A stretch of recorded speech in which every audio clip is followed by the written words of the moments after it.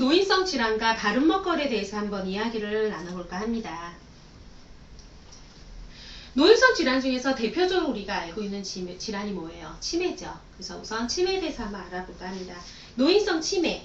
노인성 치매란 정상적으로 생활해 오다가 사람이 65세 이후에 다양한 원인에 의해서 뇌의 기능이 손상이 됩니다. 그래서 이전의 인지 기능이 지속적으로 전반적으로 저하되면서 일상생활에 상당한 지장을 나타내고 있는 상태. 그래서 노인성 치매란 65세 이후에 노년기에 발생하는 치매를 총칭하는 거예요. 그래서 60 이전에 발병하는 치매는 초록이 치매라고 부르기도 해요. 그래서 유병률이 점차 높아져 가고 있는데요. 예, 그래서 이 62세 노인성의 연령별 치매 유병률이 나이가 점차 65세보다는 뭐 75세 이상, 80세 이상, 85세 이상 하면서 굉장히 점점점, 그리고 지금 2000년도 그부터 시작해서 계속 매년마다 발병률이 지금 증가하고 있는 추이입니다.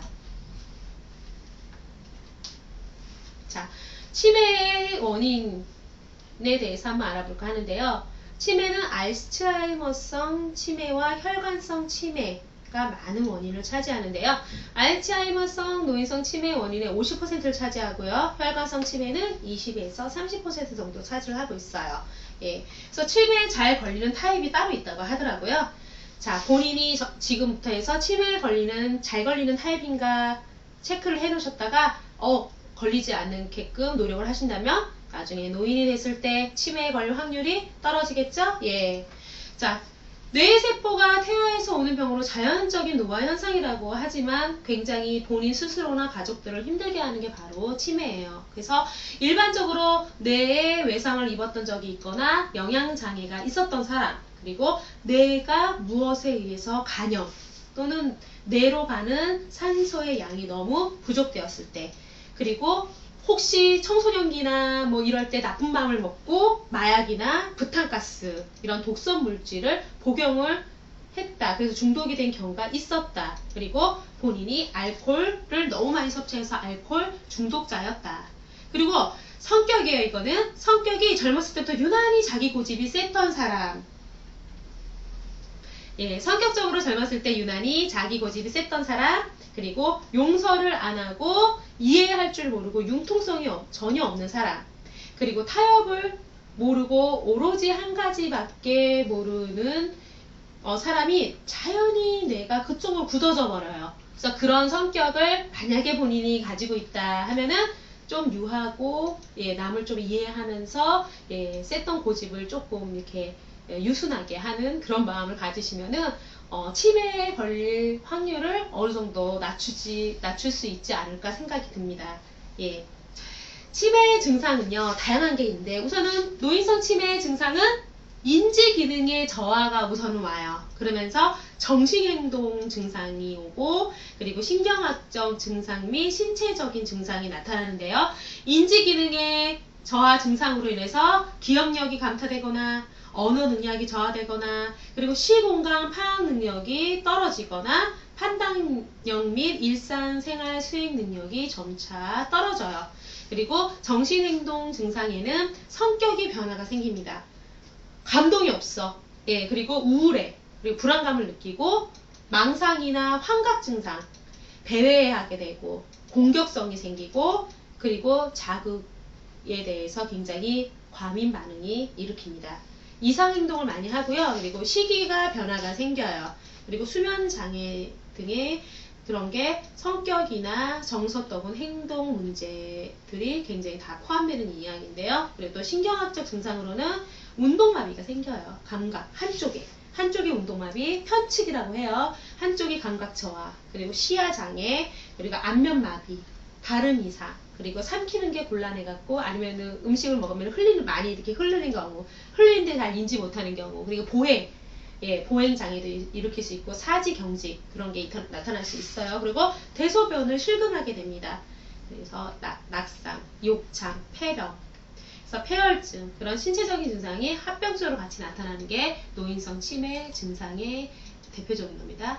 여기서 이제 알츠하이머성 치매에는요, 초기에는 주로 기억 강퇴로부터 시작을 하는데, 다른 기억 외에 다른 인지 저하 증상 및 정신행동 증상이 나타나요. 그래서 말기에 이르면서 사지가 경직되면서 보행장애, 실금 등의 신경학적 증상이나 신체 증상이 출현하는 비교적 일정한 진행으로 패턴이 돼요. 혈관성 치매는요, 뇌혈관 질환의 위치나 침범 정도에 따라서 나타나는 증상이나 종류도 굉장히 다양하고요. 그리고 출현 시기 등에서 매우 다양하면서 보행장애나 운동마비, 발음이상, 다양한 신경학적 증상이 비교적 치매 초기 단계부터 동반이 됩니다. 예, 그리고 로이성 치매라고 있어요. 환자가 자세히 묘사할 수 있을 정도로 생생한 환시를 느낀다던가 인지 기능의 악화와 호전이 반복이 돼요. 그리고 파킨스병과 유사한 운동 기능의 저하가 나타납니다. 그래서 혼돈이나 실신 증상의 반복이 되면서 수면 도중에 꿈 내용을 그대로 행동으로 옮기게 되는 렘 수면 행동장애 등이 자주 동반하게 됩니다. 노인성 치매 진단은요, 단기 기억 또는 장기 기억의 장애가 반드시 있어야 돼요. 그리고 실어증, 실행증, 실인증, 그리고 집행기능 장애 중에 적어도 한 가지 이상의 장애가 반드시 존재를 해야 되고요. 이전 수준에 비해서 기능이 저하되어 직업 업무 수행이나 사회생활의 장애가 발생이 돼요. 이러한 장애는 선망이 아닌 상태에서 발생. 그죠? 그리고 이제 선망은요, 혼돈과 비슷하지만 심한 과다 행동. 예를 들어서 안절부절 못하면서 잠을 안 자. 그러면서 소리 지르고, 그리고 뭐 주사기를 빼는 막 행위. 그래서 이제 생생한 환각과 초조함과 떨림 등이 자주 나타나게 됩니다. 그래서 노인성 치매 검사는 신체 검사와 신경학적 검사가 있고, 그리고 정신상태 검사, 보통 이제 일상적으로 생활행동을 어떻게 하는지 그런 거를 평가하게 됩니다. 그래서 기억력이나 인지능력도 평가도 하고, 선망이나 혼돈이 있는지, 의식장애가 있는지, 우울증이나 망상, 환각 등이 있는지 그런 거를 평가를 하고요. 일상생활에서 기능 수준이 어느 정도 되는지 평가를 해요. 식사는 잘 하는지, 옷은 잘 입는지, 씻고 대소변 가리는 거, 기본적인 일상생활에서 전화하기, 음식물 만들기, 돈 관리하기 등과 같은 좀 더 복잡한 일상행동, 이런 일상생활, 이런 동작에 대한 평가가 같이 이루어지는데요. 예, 이제 이런 다양한 평가를 통해 갖고 치매를 검사하게 되죠.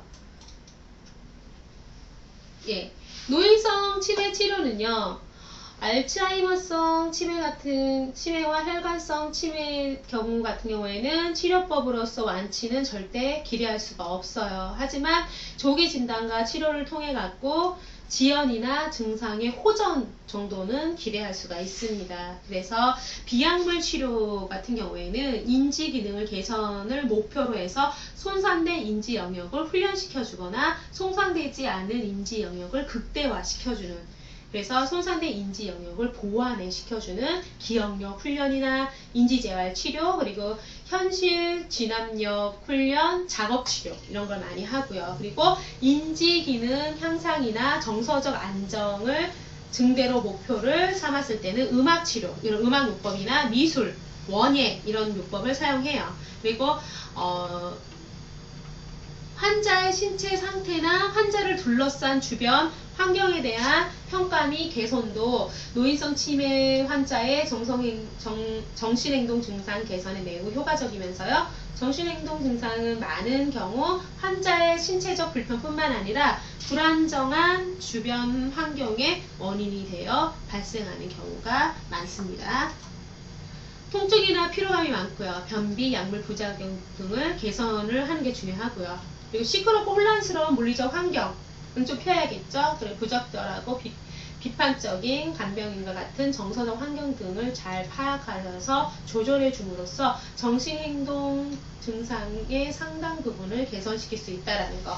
자, 치매를 예방하기 위해서는 건강한 생활을 통해서 상당 부분을 예방이 가능해요. 이를 위해서는 다음 사항을 꼭 잘 인식하고 실천하셔야 돼요. 첫 번째는 고혈압, 당뇨, 심장병, 높은 콜레스테롤은 반드시 치료를 하셔야 돼요. 결국은 성인병을 예방을 하시고 그리고 치료하는 게 가장 중요하고요. 과음이나 흡연을 하지 않는 게 좋습니다. 그리고 우울증이 생기면 반드시 치료를 하셔야 돼요. 즐겁게 할 수 있는 취미 활동을 지속하는 게 좋고요. 그리고 머리의 부상은 피하는 게 좋습니다. 그리고 약물 남용은 하지 마세요. 그리고 환경이나 생활 방식이 급격하게 바꾸어 혼란을 주는 것을 피하는 게 좋고요. 의식주는 독립심을 갖고 스스로 처리하는 게 중요합니다. 그리고 체력에 맞게 일주일에 3일 이상, 하루에 30분 이상 적절한 운동을 하는 게 중요합니다. 그리고 건강한 식생활 유지하는 게 좋겠죠. 노인성 치매 예방을 위한 이제 식이요법에 대해서 알아볼까 하는데요. 건강에 좋은 음식은 먹는 습관이 노인성 치매에 도움이 될 수 있으며 안전한 식생활은 다음과 같아요. 과도한 음식은 피하는 게 좋아요. 과식, 폭식 굉장히 안 좋겠죠. 그리고 오메가3 나이 먹고 왜 여자들 40 넘으면 오메가3를 먹으라고 하잖아요. 네, 그래서 오메가3, DHA, EPA 같이 얘기했던 것처럼 레시틴 다 좋아요. 그래서 그리고 리노렌산, 그리고 이제 뭐 그런 리올리브유 이런 것 같은 좋은 지방이 많이 들어있는 해산물, 그리고 등푸른 생선, 견과류, 그리고 올리브유 이런 섭취를 이제 많이 해주시고요. 나쁜 지방, 예, 동물성 포화지방이죠. 그리고 식물성 기름도 마찬가지예요. 그래서 그런 거를 이제 그리고 육류, 버터, 치즈, 마가린, 마요네즈, 가공식품, 옥수수 기름을 피하는 게 좋습니다. 그리고 비타민을 적절히 섭취해 주는 거 굉장히 중요하고요. 항산화 식품을 많이 드세요. 자두, 건포도, 블루베리, 딸기, 시금치, 케일, 브로콜리, 근대 등 색이 짙은 그런 과일과 채소를 섭취하면 좋고요. 지나친 카페인 섭취를 피하면서 물을 충분히 마셔주면은 치매의 예방과 또 치매에 걸렸을 때 식이요법으로 좋습니다. 자, 중풍, 뇌졸중이라고도 하죠. 예, 중풍은요, 뇌 혈액을 공급하는 혈관이 막혀요. 그래서 발생하는 허혈성. 그리고 뇌로 가는 혈관이 터져버려서 출혈을 발생하는 출혈성 뇌졸중. 예. 그래서 잠깐 동안의 혈류가 중단되어 발생하는 일과성 허혈 발작, 소위 작은 뇌졸중이라고 하는데요. 그런 증상도 있고요. 그리고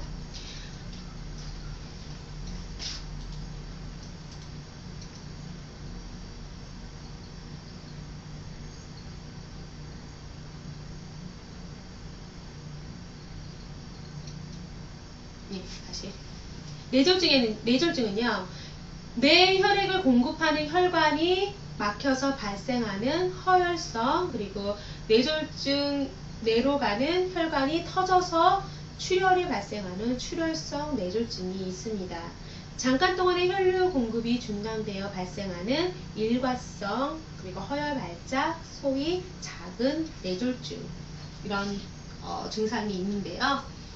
발생경화는 우리나라 같은 경우는 2004년도에 약 10만 5천 명의 뇌졸중 환자가 발생한 것으로 추정을 하고 있어요. 특히 노인 연령에서 젊은 성인에 비해서 10배, 20배 정도 많이 발생하고 있고요. 65세 이상의 인구 중 5% 정도가 뇌혈관 질환에 의해 불편을 겪고 있다. 그리고 인구의 노령화에 따른 대표적인 질병으로 꼽히고 있는 게 바로 뇌졸중입니다. 뇌졸중의 증상은요, 발생 즉시 심각한 증상을 느끼는 경우가 대부분인데요. 발생 후 수개월이 지나서 병원을 방문할 정도로 애매한 증상을 가진 경우도 있어요. 자, 어지러움증, 운동장애, 간질, 치매 같은 다른 신경과적 문제로 방문하여 뇌 촬영 결과 뇌경색이 발견되는 경우도 있습니다. 그러면서 오는 게 반신불수예요. 한쪽 뇌혈관에 병변이 생겨서 혈액의 공급이 중단되면서 반대쪽 팔과 다리, 그리고 안면의 하부에 갑자기 마비가 생기는 현상이에요. 그러면서 감각 이상 및 감각 소실이 옵니다. 한쪽 뇌의 기능이 이상이 생기면 그 반대쪽 얼굴, 몸통 및 팔다리 감각이 이상이 생겨요. 그러면서 남의 살같이 느껴지는 불쾌한 느낌이 생깁니다. 그래서 감각이나 아픈 감각이 떨어지기도 해요. 그래서 두통과 구토가 이제 그런 현상이 생기는데요. 뇌졸중의 어지럼증은 뇌이라고 해서 사람의 기능, 듣는 기능도 하지만 몸의 균형, 평형 감각을 유지하는 그런 담당도 하고 있는데요. 그런 질병 때문에 생기는 어지러움증과 구별하기 굉장히 힘들어요. 그래서 뇌졸중에서는 의식장애, 한쪽 팔다리 마비 및 감각 손실, 그리고 다른 임상 증상들을 동반하는 수가 많아 구분이 가능합니다. 그리고 나타나는 게 언어장애, 실어증이라고 하죠. 언어는 중추에서 말하는 운동중추, 눈으로 글자를 읽거나 귀로 듣고 이해하는 감각중추가 있고, 이러한 부위는 서로 혈관이 분포하기 때문에 질병이 있는 혈관에 따라서 운동성 언어장애 또는 감각성 언어장애가 나타날 수가 있습니다. 예, 그래서 발음장애, 구음장애라고 해서 발음장애란 언어장애와는 달리 말할 수도 있으나 입술이나 혀가 제대로 움직이지 않기 때문에 정확한 발음이 어렵게 된 거예요. 그러니까 혀하고 입술에 문제가 생겨갖고 발음이 어렵게 되는 게 바로 발음장애, 구음장애라고 하는 겁니다. 그리고 안면신경마비, 안면신경을 담당하는 뇌의 영역이 손상을 입으면서 얼굴 근육이 운동을 담당하는 안면신경이 마비되는 현상을 나타나는데요. 마비된 반대편의 입이 끌려가게 되고 마비된 눈은 잘 감기지 않게 되죠. 이러한 증상은 반신불수하고 동반되는 경우가 또 있습니다. 그러면서 나타나는 게 운동실조증. 팔다리의 힘은 정상이지만 마치 술이 취한 사람처럼 비틀거리고 한쪽으로 자꾸 쓰러지는 경향. 그리고 물건을 잡으려고 할 때 정확하게 잡지 못하고 자꾸 빗나가는 것. 손해 또는 뇌간에 이상이 발생하였음을 시사하는 소견이라고 볼 수 있어요. 그리고 시각장애, 시야결손이 생기는데요. 눈으로 보는 물체는 망막, 시신경, 시각노를 통해 갖고 시각을 담당하는 후두엽의 시각중추로 전달을 하게 되는데요. 이제 그런 거가 문제가 생겨갖고 장애가 이렇게 나타나는 거를 말하고요. 또 복시라고 해서 하나의 물체가 두 개로 보이는 거. 안구를 움직이게 하는 뇌 부분에 장애가 생기면서 양쪽 눈의 축이 어긋나게 됩니다. 그걸로 인해서 물체가 다른 부분의 부위로 맺혀서 한 개의 물체가 두 개로 보이는, 그게 바로 이제 복시예요. 그런 현상이 나타나기도 하고요. 그리고 연하곤란, 음식을 먹거나 삼키는 게 힘들어지는 증상으로 해서 뇌간이나 양쪽 대뇌에 경색이 있을 때 발생이 됩니다. 연하곤란이 발생한 환자는 사례가 잘 들게 되고 삼킨 음식물이 기관지로 들어가게 되어 그 결과 그러니까 흡인성 폐렴으로 발생되는 경우가 많고요. 흡인성 폐렴은 연하곤란이 발생한 뇌졸중 환자에서 비교적 흔한 합병증이며 뇌졸중 환자가 사망하는 주요 원인이 되기도 합니다. 그리고 이제 마저 나타나는 게 혼수 상태인데요. 의식 중추의 뇌간이나 대뇌의 상당히 큰 부분이 뇌졸중이 생긴 경우 의식이 점차 악화되어 혼수 상태로 빠지게 되면 다른 신경학적 이상 소견이 동반되는 경우가 굉장히 많아요. 자, 치매의 이제 증상도 같이 나타나는데 사람이 직접 능력이나 기억력, 계산력, 판단력 등이 담당하는 뇌의 영역이 손상을 입어서 치매와 유사한 증상이 같이 발생하게 됩니다.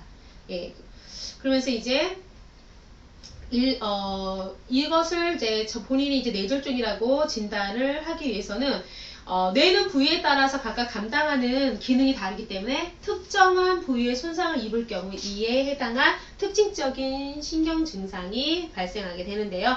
의사는 혈압과 이제 전신 상태와 의식 상태를 체크를 해요. 그래서 다양한 신경학적 검사를 통해서 뇌졸중 그 풍의 발생 여부와 그리고 손상의 범위, 그리고 손상의 위치 등을 이제 확인을 하게 되죠.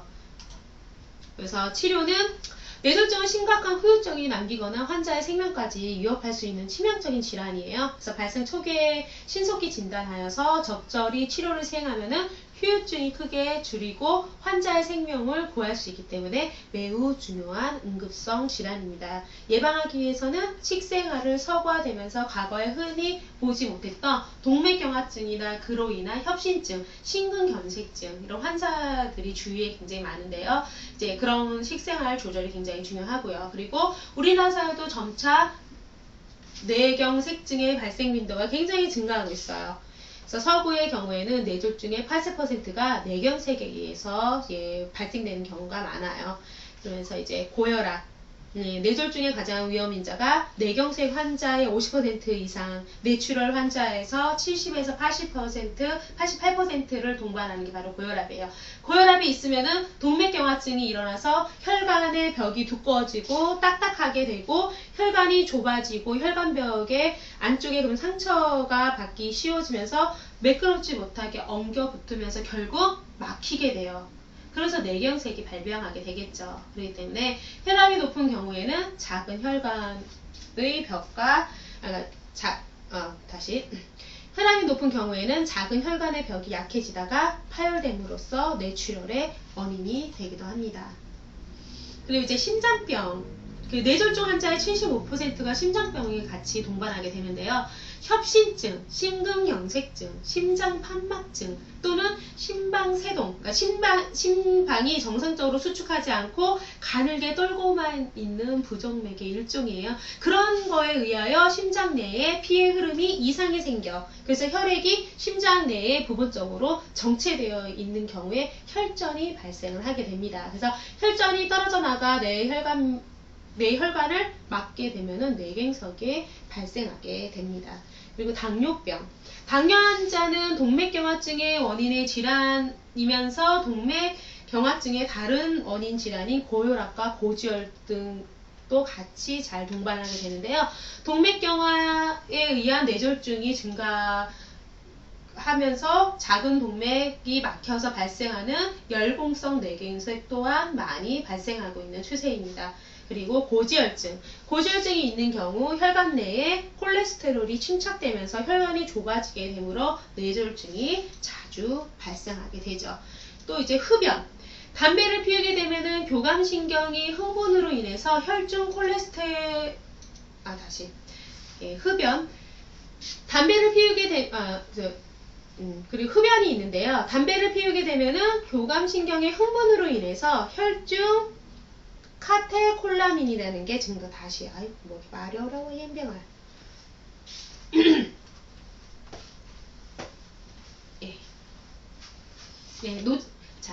뇌졸중을 일으키는 원인 중에 또 흡연을 대표적으로 꼽을 수가 있는데요. 담배를 피우게 되면은 교감신경이 흥분을 하게 돼요. 그래서 혈중에 카테콜라민이 증가하게 되고 동맥경화증이 유발되면서 뇌졸중에 대한 위험이 2배에서 3배 정도 늘어나게 됩니다. 그리고 비만과 식이습관. 비만 환자에서는 고혈압과 당뇨 빈도가 비교적 높고 동맥경화증이 쉽게 발생되므로 뇌졸중의 위험이 커지고요. 알코올 섭취. 만약 알코올 중독이나 과음을 할 때는 심부정맥과 심근 수축 이상, 고혈압과 뇌혈관 수축 등을 일으켜서 쉽게 뇌졸중이 많이 발생하게 됩니다. 생활습관 및 식이요법에 대해서 한번 알아보려고 하는데요. 겨울철에 추운 곳에서 오래 서 있거나 갑자기 추운 곳으로 나오는 것은 절대 피하셔야 되고요. 고혈압이나 비만 그리고 고령 나이가 많으신 분들은 화장실, 목욕탕 이런 급격한 기온 변화가 그리고 혈압 변화가 가져오는 것을 특별히 주의하셔야 돼요. 그리고 추우면 혈관이 수축하게 되죠. 그래서 혈압을 높여서 혈관이 터지기 쉽다라는 거 항상 명심을 해주세요. 그래서 나이 드신 분들 이제 겨울에서 이렇게 봄 넘어가고 이럴 때 그리고 이제 가을에서 겨울 이렇게 넘어갈 때 뇌졸중으로 인해서 쓰러져서 돌아가신 분들 굉장히 많이 보셨을 거예요. 그만큼 외부의 온도차 그게 굉장히 중요합니다. 그리고 규칙적인 운동을 통해 갖고 에너지 균형을 잡아주는 거 그리고 식사의 양을 줄이기보다는 신체를 자주 움직여 거기에 어울리는 에너지를 소비하도록 하는 게 굉장히 중요합니다. 그리고 적당한 운동은 스트레스 해소, 불면 해소에 크게 효과가 있죠. 전업주부나 앉아서 일하는 사람이 많은 사람은 전업주부나 앉아서 하는 일이 많은 사람은 일일 남성 같은 경우는 200에서 300칼로리 그리고 여성은 100에서 200칼로리 정도의 운동이 이상적이에요. 그리고 과로를 피하고 충분히 수면을 취하는 게 좋고요. 일상생활에서 스트레스 해소를 잘 해야 합니다. 변비를 예방하고 배변 습관을 좋게 가지도록 노력을 하셔야 돼요. 그리고 염분의 과다 섭취를 주의하면서 고혈압 예방을 위해서 소금은 1일에 10g 이내로 섭취하는 것을 추천해드리고 있고요. 동맥경화 예방을 위해서는 콜레스테롤이 높은 음식을 피하고 채소나 과일을 많이 섭취하는 게 좋은 식습관입니다. 골다공증의 원인과 식이요법에 대해서 한번 알아보려고 하는데요. 골다공증은 뼈의 강도가 약해져요. 그래서 쉽게 골절되는 골격계 질환으로서 뼈의 강도는 뼈의 양과 뼈의 질에 의해서 결정이 됩니다. 그래서 골다공증은 노화에 인해서 자연스럽게 발생하는 1차성 골다공증과 여러 질환 그리고 그 약물 치료에 인해서 발생되는 2차성 골다공증으로 분리되는데요. 일반적으로 자연적으로 노화 현상과 같이 연관되어서 폐경기 여성에게 발생되는 경우가 있고, 폐경 후 골다공증과 노인성 골다공증이 1차성 골다공증에 모두 속합니다. 자, 골다공증 증상은요, 골다공증은 그 자체만으로 거의 증상이 일으키지 않고 뼈가 부러져서 골다공증을 발견한 경우가 많아요. 그래서 골다공증은 주 증상은 골절, 손목, 척추, 대퇴골 골절이 골다공증에서 흔히 발생되는 골절이에요. 그래서 척추 골절이 발견된 대부분의 환자는 증상 없이 지내다가 검사 중에 우연히 발견하는 케이스들이 많고요. 그리고 골다공증 위험 요인을 가진 사람이 갑자기 등 쪽에 통증을 호소하거나 키가 줄어들었다, 그러면서 척추 골절 가능성을 고려해 보셔야 되고요. 대퇴골 골절은 반드시 수술이 필요해요. 수술 전후에 발생하는 합병증으로 인해 사망률이 굉장히 증가하고 있습니다. 손목 골절은 넘어질 때 몸을 보호하기 위해서 대부분의 사람들이 손을 땅으로 짚기 때문에 발생되는 게 많고요. 손목 골절은 척추와 대퇴골 골절에 비해서 50대 사람의 상대적으로 젊은 층에서 많이 발생을 합니다. 젊은 층 같은 경우에는 특히 겨울철에 스키나 보드, 그리고 뭐 인라인, 뭐 이런 걸 많이 타잖아요. 레포츠를 많이 하기 때문에 나이 드신 분들보다는 젊은 층에서 손목 골절 같은 게 많이 나타나는 경우를 많이 보셨을 거예요.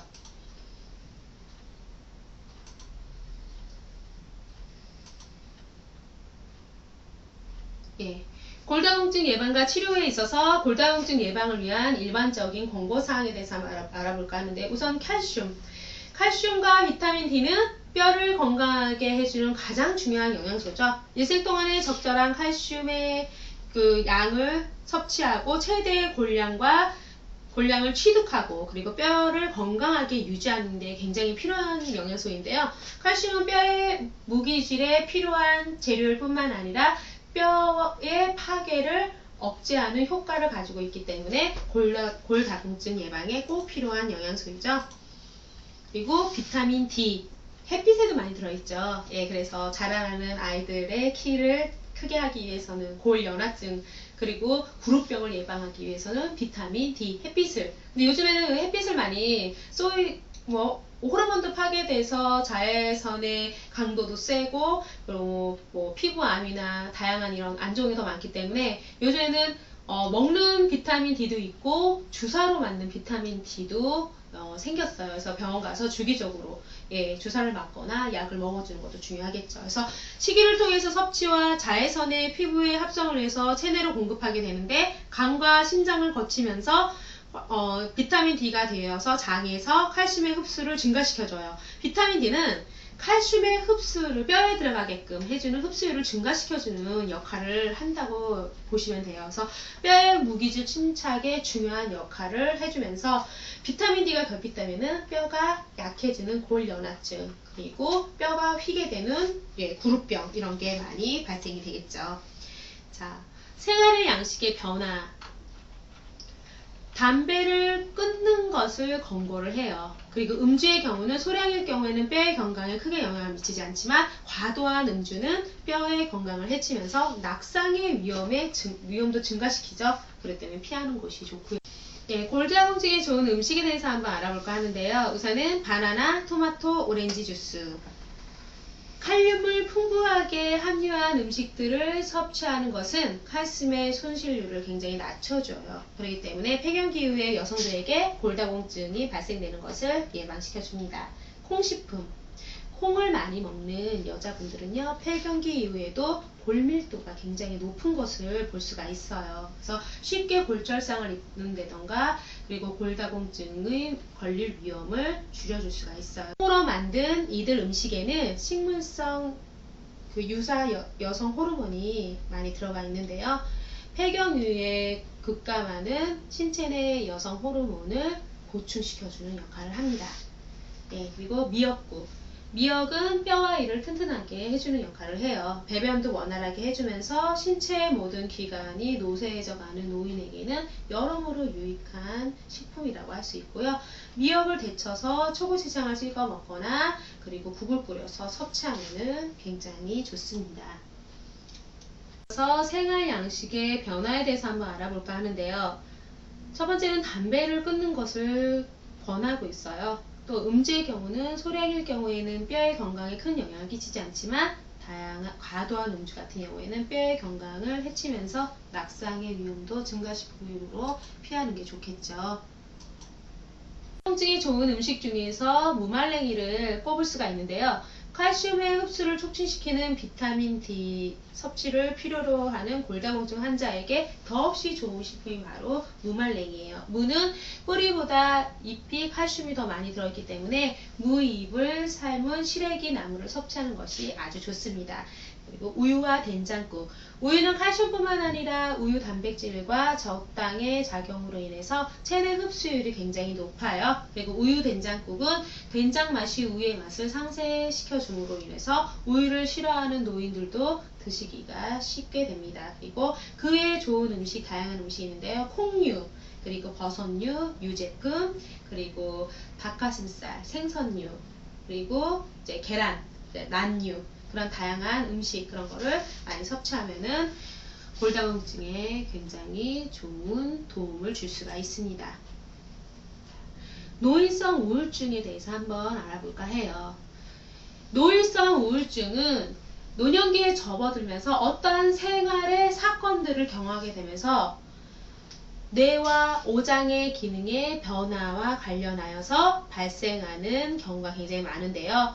이를 노년기 우울증 또는 노인성 우울증이라고 합니다. 신체적으로 노화로 인해서 불안해해요. 굉장히 심리적으로. 그래서 자아 존중감이 상실이 됩니다. 가정과 사회에서의 역할 상실로 인해서 삶에 대한 의미가 굉장히 많이 상실하게 되겠죠. 그러면서 쉽게 우울증이 찾아오게 돼요. 노인성 우울증은 남성에 비해서 여성이 약 2배가량이 많고요. 우리나라는 약 3배 정도 여자가 많이 앓고 있습니다. 전통적인 대가족 제도가 무너지고 그리고 평균 수명이 길어지면서 고령화 사회로 접어들면서 노인 자살률이 크게 늘어나고 있어요. 자살의 70%가 노인 우울증이라고 합니다. 노인 우울증은요, 환자들이 우울한 기분, 죄의식, 열등감, 그런 등의 정서적인 측면보다 복통, 관절통, 불면증, 식욕부진, 체중 감소, 두통, 소화불량 등의 신체적 손상이 더욱 우세한 게 특징이에요. 배우자의 사별이 주요 원인이 되고요. 그리고 치매로 발전된 가능성이 굉장히 높습니다. 자살 위험도 높아서 조기 진료와 치료가 반드시 필요합니다. 노인들의 자살은 본인의 질병, 그리고 우울증, 자녀와의 갈등 등이 주요 원인으로 작용하는데요. 특히 평생을 함께 지내온 배우자와의 사별은 우울증을 유발시키고 노인 자살을 부르는 주요 원인이라고 할 수 있어요. 노인 우울증은 생물학적 그리고 유전적인 원인보다는 스트레스나 신체적 질환에 대한 반응성인 경우가 굉장히 많고요. 시작이 치매와 달리 급속적으로 나타나고 증상도 비교적 단기간, 기분도 일관되게 우울해지는 게 특징입니다. 자, 노인 우울증의 증상에는요, 언어성 증후로 해서 갑자기 죽고 싶다. 그리고 모든 것을 끝내고 싶다. 내가 없으면 편해질 것이다.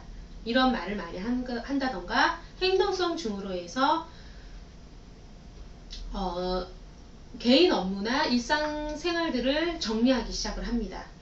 그래서 유언을 남긴다던가 유언 내용을 변경한다던가 보험을 해약하거나 수령을 변경한다던가 그리고 장래 계획을 세운다던가 갑작스럽게 신앙에 대한 관심이 증가하거나 감소하는 현상이 나타납니다. 그리고 상환적인 증으로 인해서 배우자의 죽음, 그리고 말기 질환의 진단, 그리고 가까운 친지나 친척, 친구들에게 발끈하고 성을 내는 경우, 그런 경우가 나타나고요.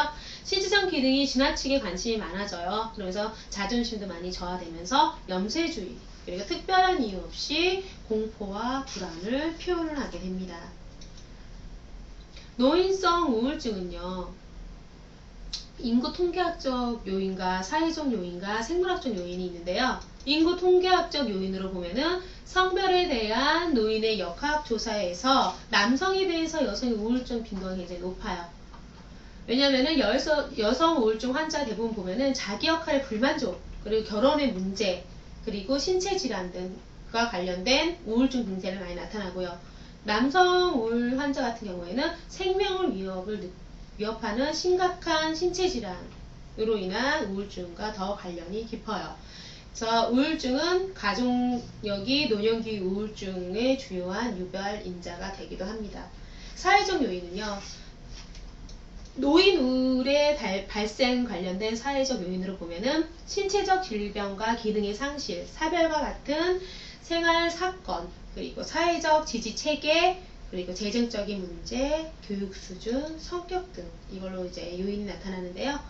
만성 질환 및 기능 상실의 정도의 우울 정도와 비례하면서 건강 악화는 새로운 우울 증상을 유발시키는 주요 인자로 작용하고 있습니다.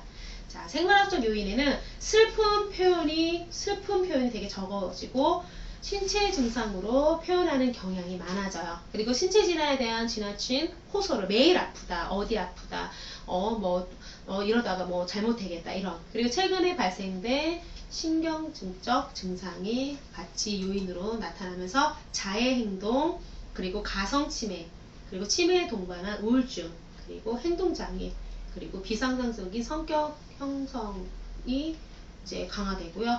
뒤늦게 발생한 알코올에 의존을 하는 경우도 많이 생겨요. 그래서 우울증 치료 방법에는요, 노인기에 흔히 갖게 되는 만성 질환을 조기에 예방하고 이제 치료를 하는 게 중요하고요. 그리고 노인성 치매나 뭐 이런 파킨슨병, 그런 뇌질환에서도 우울증이 동반되는 경우가 많기 때문에 이런 질병을 예방하고 치료하는 것도 굉장히 중요합니다. 본인이 하고 싶은 취미생활을 찾아야 하고요. 그리고 같은 생각을 가진 사람끼리 동호회에도 적극 참여해서 활동하는 것도 좋고요. 그리고 정기적인 운동을 통해서 저하되는 체력도 향상시키고 기분 전환하는 것도 중요합니다. 예, 그리고 가족들의 지지가 무엇보다도 중요해요. 친구나 가족들이 우울증 환자에게 지속적인 격려와 지지로 활동을 유도시켜 주시고요. 그리고 노인들의 사회 활동의 공간으로서 교회나 그런 종교기관, 그리고 노인정 같은 연배가 비슷한 분들이 모이고 어울릴 수 있는 곳을 제공하는 게 중요합니다. 노인성 우울증에 좋은 음식과 식생활에 대해서 한번 알아볼까 하는데요. 쌀밥과 같은 탄수화물을 많이 섭취하세요. 쌀밥이나 콘프레이크 같은 탄수화물의 음식은 사람의 기분에 영향을 미칠 수가 있어요. 그래서 우울증에 빠져있는 경우 탄수화물 음식이 도움이 된다고 보고되고 있어요. 그리고 짜고 매운 음식은 질병의 위험이 높기 때문에 싱겁게 먹는 습관을 가지는 게 중요하고요. 신선한 채소와 과일을 자주 섭취하는 게 중요합니다. 뇌 기능이 좋은 호두, 잣, 그런 등과 같은 견과류 섭취도 중요하고요. 그리고 셀라토닌이 풍부한 음식이 우울증에 좋다. 예, 셀라토닌은 예민한 기능을 억제하고 스트레스를 줄여주는 데 역할을 해주는데요. 격한 마음을 가라앉히는 데 도움이 되고 자신을 제어할 수 없을 때 도움이 됩니다. 그리고 이런 셀라토닌이 포함된 대표적인 식품은 콩, 호두, 바나나예요. 콩은 셀라토닌 형성을 위한 트리토판이 함유된 식품으로서 필수 아미노산이 모두 들어있어요. 그래서 수면 리듬 조절과 심리 상태를 안정화시켜줍니다. 호두는 레시틴과 칼슘이 들어있는데 칼슘은 신경 안정을 완화시키면서 특히 레시틴은 뇌 신경을 건강하게 하면서 불면증 개선에도 효과가 있습니다. 바나나는 활력을 증진하기 위한 포타슘이 들어있어 두뇌에 도움을 주며 몸 안에 나트륨을 배출시켜주는 성분이 있어서 혈관을 젊게 해주는 기능을 해주고요.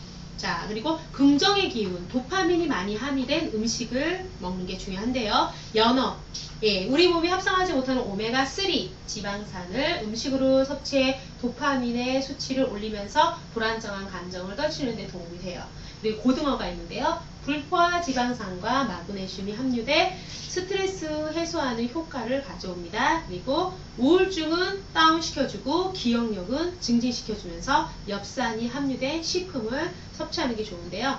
엽산은 뇌 기능의 감퇴를 막아주면서 영양소로 우울증뿐만 아니라 기억력 문제를 예방할 수 있으며 치매의 발생의 위험도도 낮춰주는 역할을 합니다. 대표적인 게 시금치.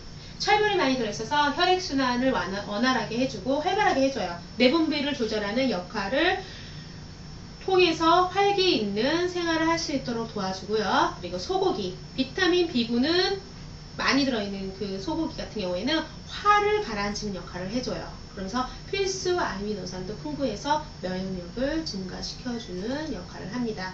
그리고 마지막으로 오렌지. 신진대사를 위해서 에너지를 생성하는 데 도움을 주는 비타민C가 많이 들어있고요. 신체의 피곤함과 무기력감을 줄여주는 역할을 하는 게 바로 오렌지입니다.